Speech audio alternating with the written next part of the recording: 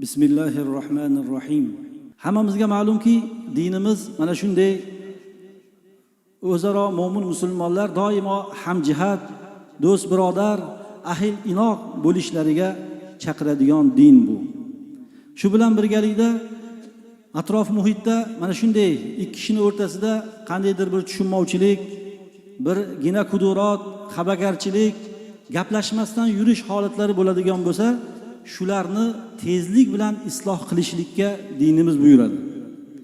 Bu borada bir qancha oyat karimalar, hadis shariflar bor. Jumladan Alloh subhanahu va taolo Qur'oni Karimda shunday marhamat qiladi: Astaizu billah vattaqulloh va aslihu zata baynikum. Allohga taqvo qilinglar va o'zaro o'rtalaringizni isloh qilinglar degan mazmundagi oyat karima. Demak, qarang, Alloh subhanahu va taolo bizni sizni taqvoga buyurish bilan birgalikda orqasidan o'zaro bir-biringlar bilan sulh, ya'ni haqiqiy islohda bo'linglar, do'st birodar bo'lishligimizga Alloh subhanahu va taolo biz sizni buyuryapti. Dar haqiqat taqvodorlik qanaqa muhim narsa bo'ladigan bo'lsa, ya'ni taqvo degani doim nima ish qilayotgan bo'lsak ham Alloh subhanahu va taolo bizni ko'rib turganligini his qilib, bu ibodatimizda bo'ladimi, ko'cha-ko'ydagi muomalalarimizda bo'ladimi, shu taqvo shunaqa muhim narsa. Mana shu taqvo qanchalik muhim bo'ladigan bo'lsa, orqasidan Alloh subhanahu va taolo shu o'zaro o'rtanglarni isloh qilinglar degan mazmunda bu oyat karimasini bayon qilishlik ham juda katta biz sizni ogohlikka chaqiradigan narsa bu. Yoki boshqa bir oyat karimada Alloh subhanahu va taolo aytadiki: Astaizu billah faman afa va aslaha fa ajruhu alalloh. Qarang, kim kechirimli bo'lsa, kechirib shu o'rtani isloh qiladigan bo'lsa, uni ajrini Alloh subhanahu va taoloning o'zi beradi, deyaptilar. Alloh taolo mana shunday biz sizga katta narsani marhamat qilyapti. Bu hayotda yashar ekanmiz azizlar, ba'zan tushunmovchiliklar bo'lib qolish tabiiy bu. Ish jarayonida, do'st birodarchilik jarayonida yoki oila davrasida har qanday holatlar bo'ladi.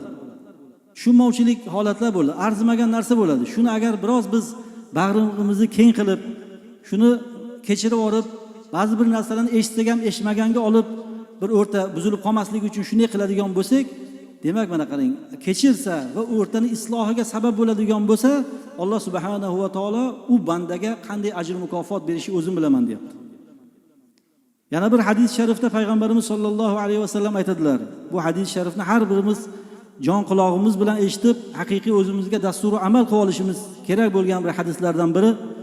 Rasululloh aytayaptilarki: "Iza kana yawmul qiyamah nada munadin yaqul aynal afun anin nas."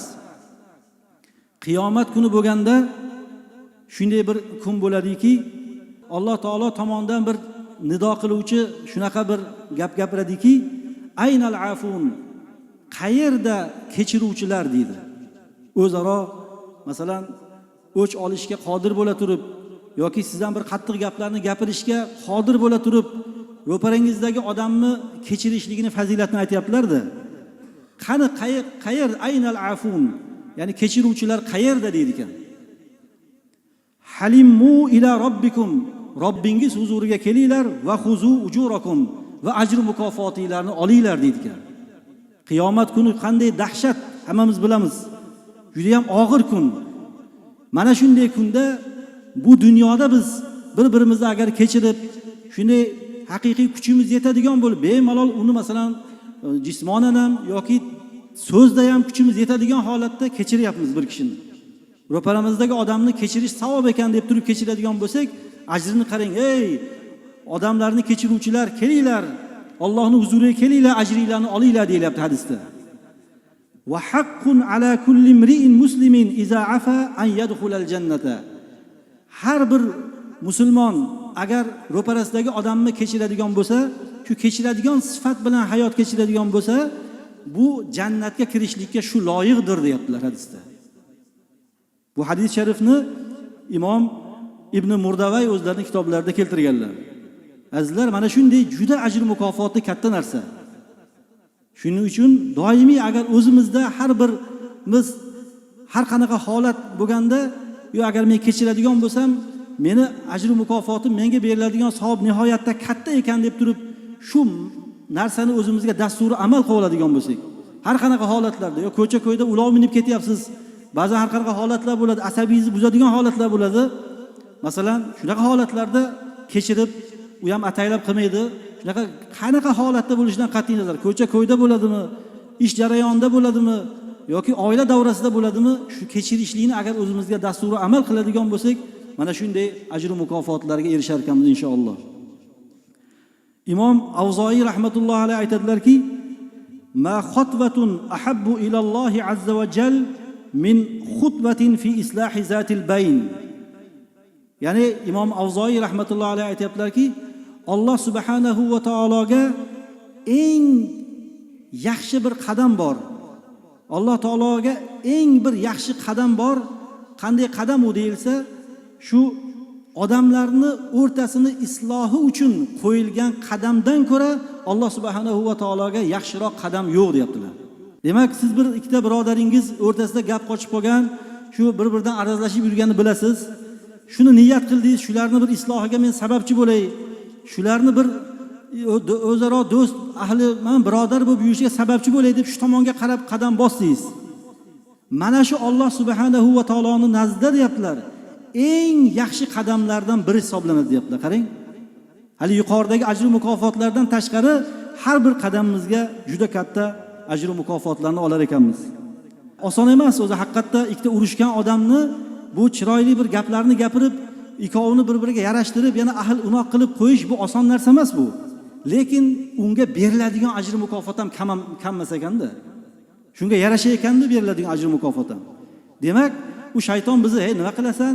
O'zingni yo'lingni bilib ketaver. Nima qilasan? Boshingni og'ritib" degan har qanday vasvasalar qiladi. Sizni ko'zingiz yetyaptimi? Shu qandaydir bir yaxshi gaplarni topib, ularni isloh qilishlikka qandaydir, shunday bir ko'zingiz yetyaptimi?